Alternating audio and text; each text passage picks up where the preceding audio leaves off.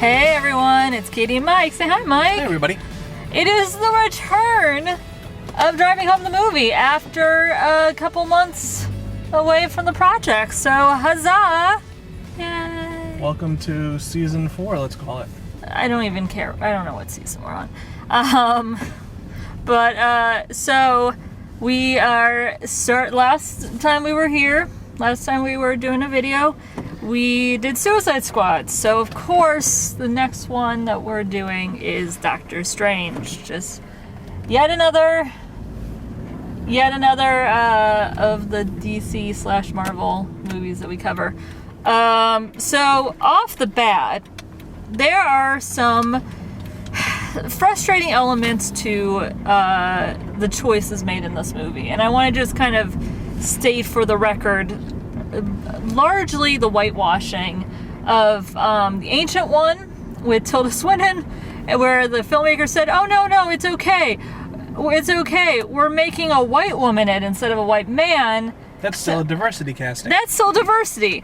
That was just a problem. That was a stupid choice. On top of that, the fact that they could have actually, if they were going to switch up the ethnicities, which they did actually for several of the characters, besides that, if they were going to, they might as well have made Stephen Strange, like they cast an Asian American actor or an Asian actor, primarily because there are way too many arrogant white men in superhero movies. Like, there are way too many arrogant white male characters who end up being the best at what they do, even if they're not from that culture. And considering that Marvel is also about to do Iron Fist. Yeah, Iron Fist, and they have the same problem, it would have been a really interesting take on the character. So I'm just gonna say I've been very vocal online about this already. I just find the choices off the bat to be very frustrating, and I don't want any positives that we have about the movie, because there are a few positives about the movie, to take away from those frustrating criticisms that I had right off the bat, and I still maintain. So this is me saying I don't want to dismiss those frustrations, because they are still very apt to this movie. And it's a problem that reoccurs in every Marvel movie, pretty much. It's really not helped, again, that the way that they handled it in this movie. And even with Tilda Swinton, who I actually enjoyed her performance, I still think it was a very poor choice of casting.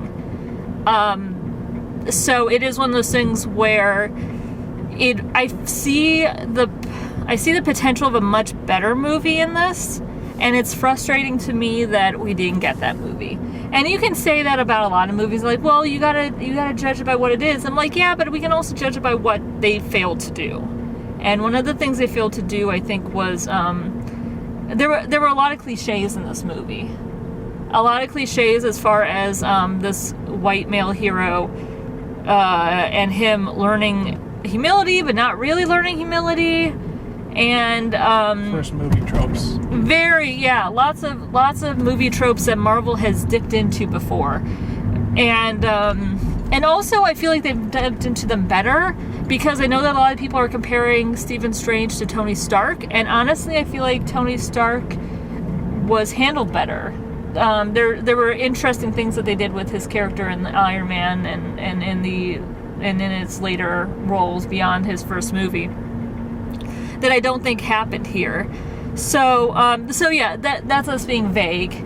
So let's just jump in. So Stephen Strange is a brilliant surgeon who chooses, instead of working in ER, he only takes specialty cases, and specifically ones that he knows will gain him prestige, but he can also do. So he's very much like no, I'm not going to risk my reputation just because this woman needs a life-saving operation. There's a lot of that going on at the beginning. And he ends up getting into a horrific accident because he looks down at his phone while driving, which, don't do that, guys. In fact, at the very end of the movie, that the last credits said, don't look at your phone while you're driving. That was actually a little blurb at the a end. little PSA at the end. So he has a horrific car accident, and he has terrible, like his hands get shattered, and he has, I think, 7 surgeries on them, and they're still shaking. And he lashes out at like the one person who is still with him during all of this. And he finally he hears about a man who healed after horrific paralysis, and the man, who's played by Benjamin Bratt, says, I went searching for enlightenment, and I found this, and I found people that were able to help me, and then I came back here to my life. Which, by the way, that scene just made me go like, why wasn't Benjamin Bratt Stephen Strange? Because he has such a good look for it, and he has immediately more charisma than Benedict Cumberbatch in this movie. Was I wrong? No. I'm not going to disagree with you. You know what we're talking about, though, right? The guy who was playing basketball. That was Benjamin Bratt. Ah, yes. I did not recognize that. Yeah. So he goes off onto this quest.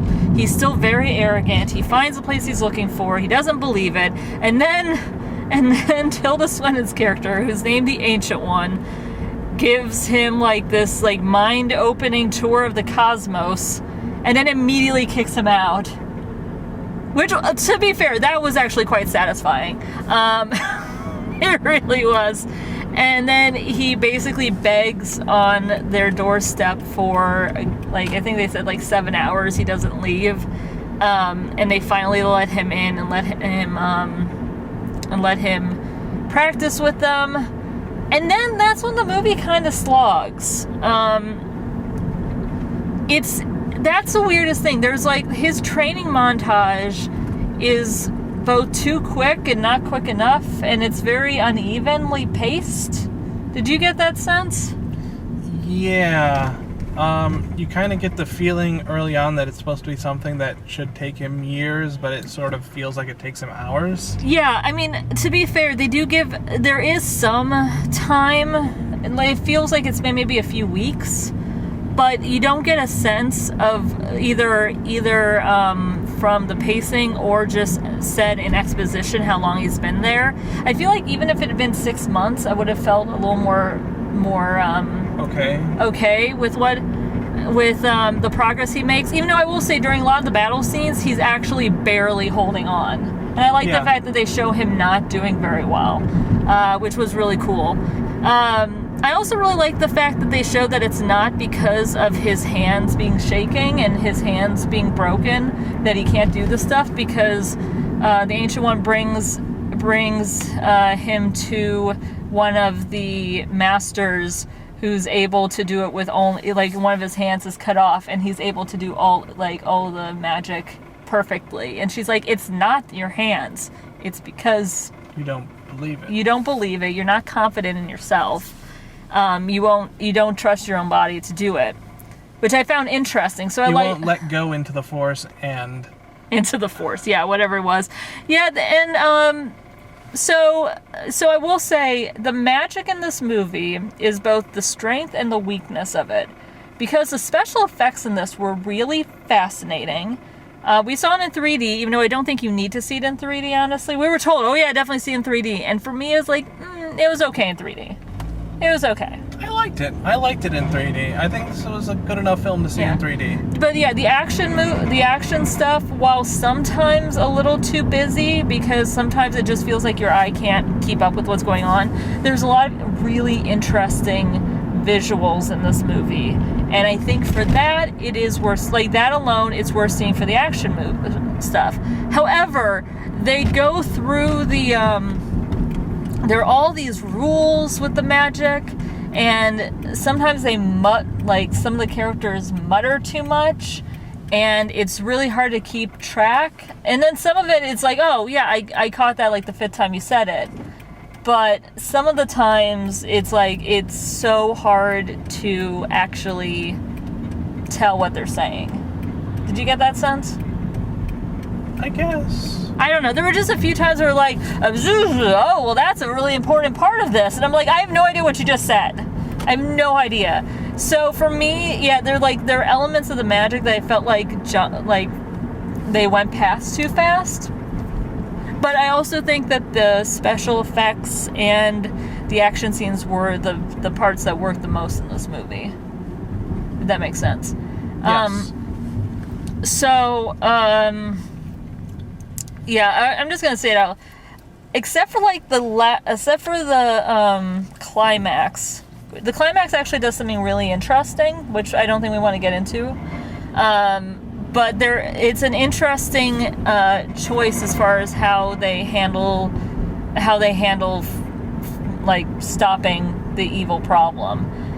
But before that, Stephen Strange is insufferable. I really did not like the character. I didn't root for him. I didn't care about him. I don't think it was just Benedict Cumberbatch's acting. I think a lot of it was the writing, because he just does some like really shitty things, and he does apologize for it, but it does feel a little too late, you know. Also, even though they're not in a relationship, he gets really handsy with Christine. Yeah, so Christine Palmer, who is his ex-love interest in this, they used to date, but she's still a friend to him, and then he just treats her like garbage after his accident. Like, he is awful to her. And again, I'm like, you know, when Tony Stark, granted he was in the fucking desert, but when Tony Stark had his horrible accident and is basically taken by terrorists, he's not cruel to the one person who actually is helping him, you know? And I think that makes the biggest thing. He's actually really, he has gratitude for the man who helps him in the desert, and he actually like befriends him and he treats him with respect. Meanwhile, Dr. Stephen Strange is just a jerk. He's such a jerk. And I don't know why, like, I'm thinking, like, why is this our protagonist?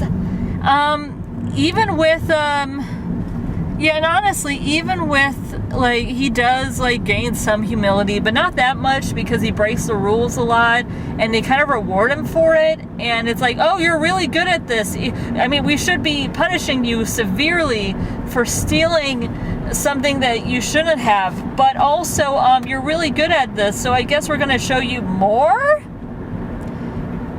I am so... And then Stephen Strange shows off so many red flags that they should not give him more power, but yet they just give him more power. That and the fact... And I think one of the frustrating things about this movie is that right after, like in the same scene of him doing stupid things, and then also being then shown more stuff, right?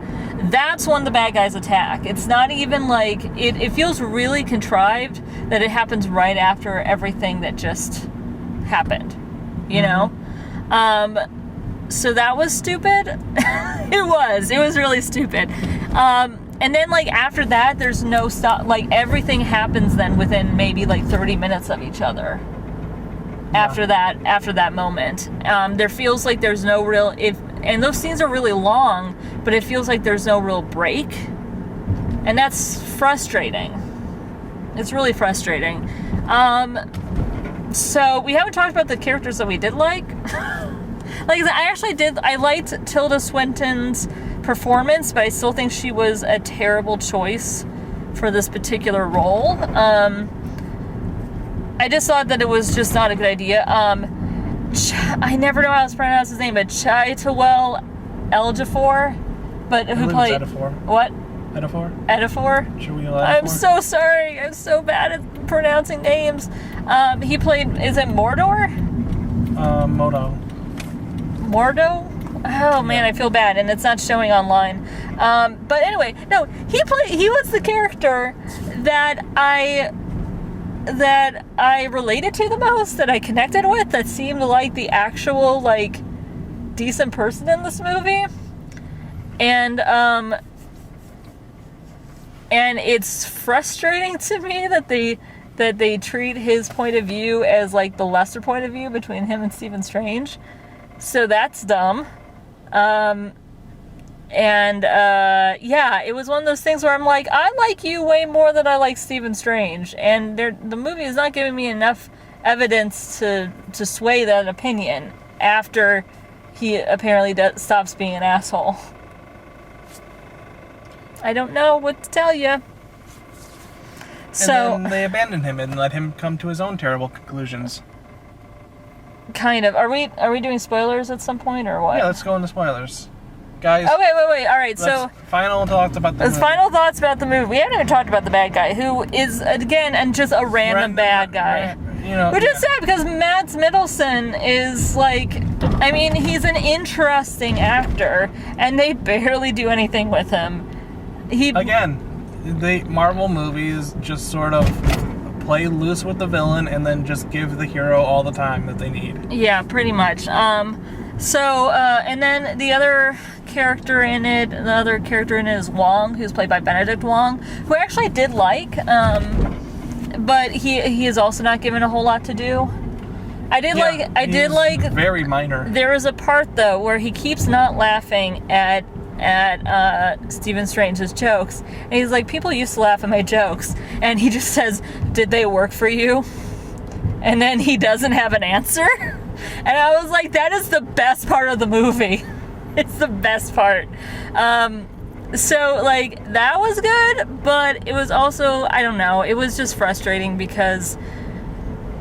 So this movie is frustrating if you do like Doctor Strange as a character, and if you like the comics and stuff, it might be worth your while. I'm not entirely sure how connected they are to what the comics were like, but I did really like how they did the magic. I did think that the special effects for the magic spells were really, really good. There was a lot of fun to be had there, I think.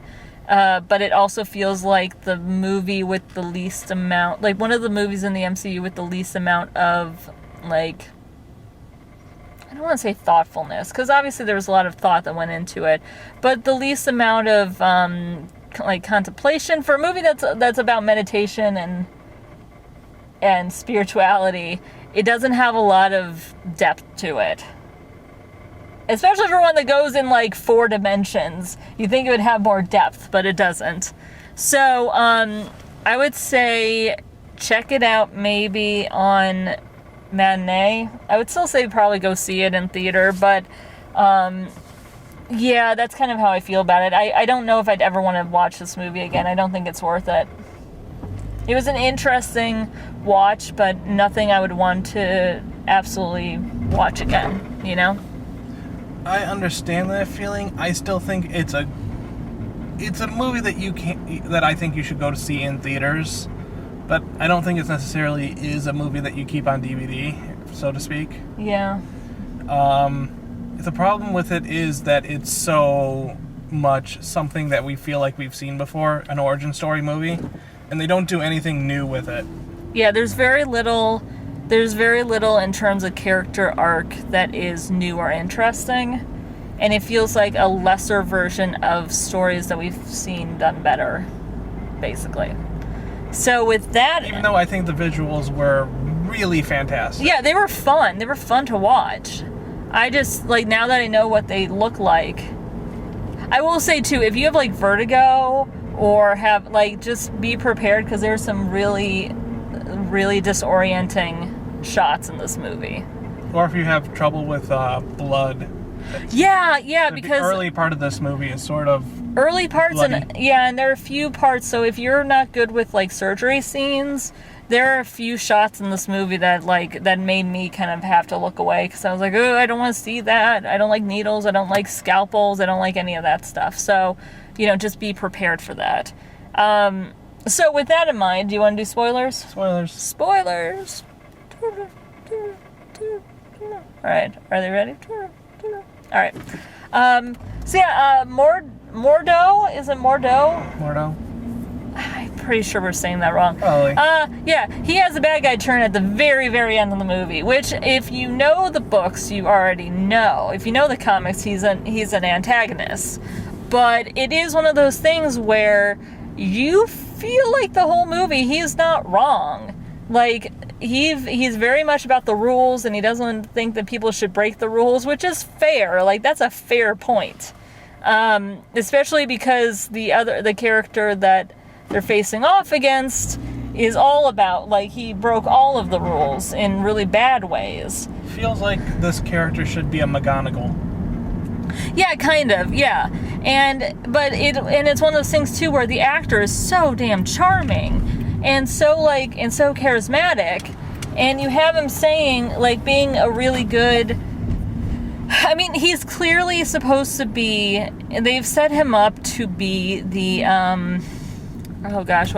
Sinestro of this, as far as, like, someone who used to be a friend or even a mentor to the main character, and then has his own kind of sinister turn. But nothing he says is particularly wrong. He is actually really, really harsh to Benjamin Bratt's character at the end, and obviously it shows, like, his rigidity. I think I said it right. Will cost people. But again, like, Stephen Strange is also not a super great person, and he does a lot of bullshit. So it is one of those things where I just really, I have a hard time with the movie because I find the one character so charming, you know? So, I don't know. Like I said, I have a problem with how this movie frames Stephen Strange as being like the good guy we're supposed to be rooting for, and then they never give us a real reason to. I also kind of hate the fact that we have another capable female love interest who can easily be written out of any sequel, because let's see, we have Pepper Potts, who is now apparently not dating Tony Stark as of Civil War, so she's apparently not in the movies anymore. We have the women of Thor. So it's Darcy and Jane, and even though Darcy wasn't a love interest, she was clearly, like, tied into Earth, and apparently they're not going to be in the new movies, and they're probably not going to show up in any of the movies after this. So here's some other female characters I actually really liked that are going to be taken out, and I'm getting really pissed off at this idea of, like, oh well, yeah, it's fine, we have women characters, they're just all here. Also, the fact that the Ancient One, a character who I have frustrating feelings about, but was at least a female character with some personality, murdered this one. So there's another female character we're not going to see in the sequel. Kind of, in a way, fridged. Kind of. I feel like at least she had an arc. Yeah. Also, it was super obvious that was going to happen because they were like, oh yeah, she's the Sorcerer Supreme. I'm like, well, Stephen Strange is the title, so obviously something's going to happen to her. Okay, we know where this is going. Like, that was pretty obvious. I still think it's bullshit that they're like, oh yeah, she's Celtic. No, she's not. You want to know why she's not? Because we have actual people of Celtic descent talking, who have studied Celtic spirituality, who have talked about how nothing about her character, besides the fact that she's white, would even remotely say Celtic. So that's such bullshit. Sorry, I'm just so mad about that still, because that's such a terrible choice. And they could have gone in, if they wanted to do a female character, which I'm totally okay with, they could have done, there's so many great female martial artists who would have been amazing in that role. Would have been amazing. And the fact is that there are very few actual Asian characters in this movie. Very few. Very few. Benedict Wong. That was that one, and then, like, a few silent characters, which is kind of unacceptable. So, with that in mind, besides that, I I don't know what else to say about it. Thor showed up at the end, so that was nice. There's a bit about him not drinking tea, so they made him beer. They kept rising up. That was funny. I get the feeling that's going to be a scene in Ragnarok that they just gave us and throw in attached to here. Because that feels like a scene in Ragnarok. Yeah, maybe. I like the fact that they're just like, oh yeah, Loki, we know he's not the king, and also we're trying to find Odin, so, that's what we're doing right now. Apparently that movie, like, they're not even gonna worry about tying it into anything else in the Marvel Universe. Oh yeah, there was also the part at the end where Stephen Strange, he takes his medallion thing that he's been wearing the whole I am Agamotto. Okay, that. I am Agamotto. Would you stop that? So he puts it back, and Wong is like, yes, it's, someday you'll be able to harness it in a safe way, but not now. It is a good thing that you took away an Infinity Stone. And I went, ha! You're just tying them in, aren't you? Aren't you, Marvel? Making sure to cross your T's, dot your I's. I don't think the I am Agamotto was an Infinity Stone. It probably wasn't. I doubt it. I really doubt it. I just find it really funny that they're like, yeah, we remember that movie's coming. So, God, I don't even know what else to say. We said it mostly with the non-spoilers. Stephen Strange himself is not likable. He's very frustrating. There are like 3 different characters in this movie I would rather be watching. I did not think I thought that the majority of his arc was not earned. The only thing that I thought was actually done really well was the final confrontation against the bad guy, whose name I don't remember. He is basically Galactus, Eater of Worlds. In a different dimension, right? In a different dimension, yeah. Instead of like going through space, he goes through like dimensions. But there's a bit in the movie. I believe it was called Dormu. That sounds right. But there's a bit where Stephen does a particular spell that he was warned against, and he says, "I'm gonna bargain with you," and then he immediately gets killed, and then it loops back. And he goes, I'm going to bargain with you, and he gets killed. And he essentially, loops him in Dormu inside of Infinite in an infinite loop, and he keeps getting murdered. And the guy keeps saying, "You are but a gnat to me." Yeah, you're about a gnat to me, and I will keep making you suffer. And he's like, "Fine, but we're still in this loop. You can't stop the loop." So he finally convinces him. So what I like about it is that he chose to potentially suffer for all eternity in order to stop the Earth from being completely damned. Like it seems like, looking at the Earth, it looked like he stuck the Earth in a pause. Yeah, but it was still stopping it from actually.